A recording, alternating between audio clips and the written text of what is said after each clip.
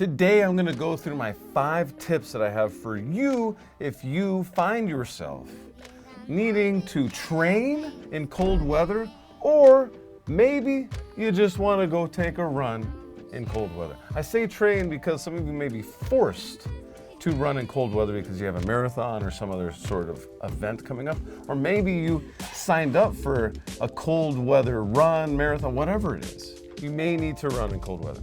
Before that, I have a free gift for you, and it's linked right below this video. It's my free guide all about how I was able to lose 25 pounds in 90 days. I followed 3 pillars that I have learned from amazing mentors in my life and through experience over the years as an athlete with asthma. You grab that free guide linked right below this video, how I was able to do that. Now, I always have to give a disclaimer in all these videos. I'm not a medical professional, and I'm not a scientist, and I'm not an expert.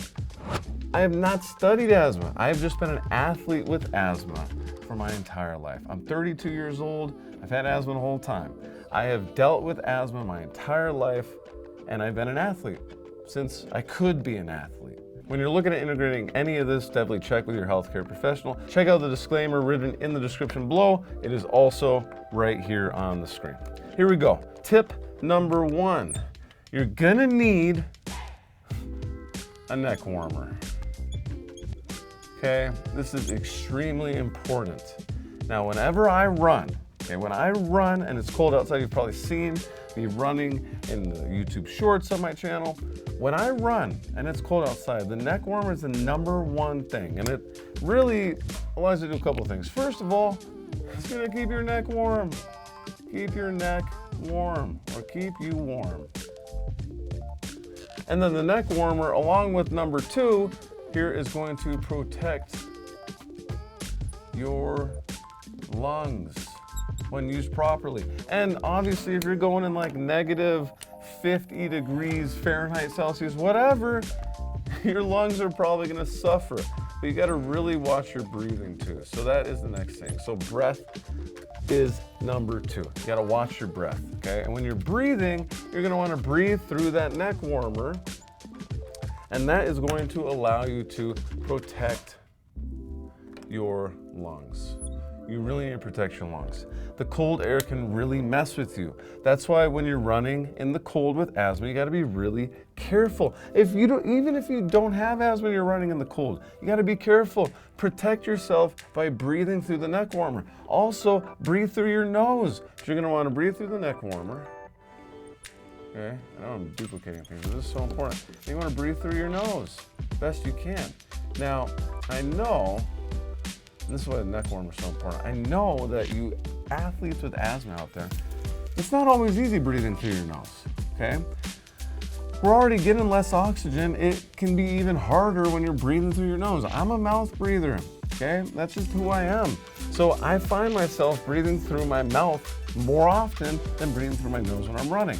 That's why you wanna make sure you're breathing through that neck warmer. No matter what you're doing, your goal is to protect your lungs. Protect your lungs, that's number 1. Okay, number 3, you're gonna want some warm clothing. Specifically, I like compression clothing, okay? Now, Under Armour has very good compression clothing. There are a lot of different brands, a lot of different kinds of compression clothing you get. Under Armour's fantastic. Really the goal here, I think that's how I spell it. Maybe it's not. I love Under Armour, though I just don't know how to stop. I'm actually wearing Nike right now, but who is counting? Maybe you are. But the point here is you want to make sure you have enough layers and that you're keeping your body warm, because you're going to be getting colder air in your body. So you want to make sure, for safety, that your muscles are maintaining a certain temperature. Personally, I like sweating a lot when I run. Well, if it's 15, 20 degrees Fahrenheit outside, and I decide to take a run because I'm crazy, and I'm protecting my lungs, and I'm breathing through the neck warmer, and I'm breathing through my nose, then I want to make sure that I can get myself warm enough to start sweating. So I put on a ton of layers. I have my compression layers. I have layers over those layers. I have layers over those layers, okay? And I want to get very warm. Number 4, make sure you have your inhaler. We threw this in on number 4. It's kind of a gimme. but you definitely want to make sure you have your inhaler. And you want to make sure you're taking a short run. Start short. If you would usually take a run that's 5 miles, and that's your short run, then you should probably cut that in half for your cold run. At least at the beginning, because you got to really be careful. The cold weather can really mess with your asthma and your lungs way quicker than anything else. And it can really hurt.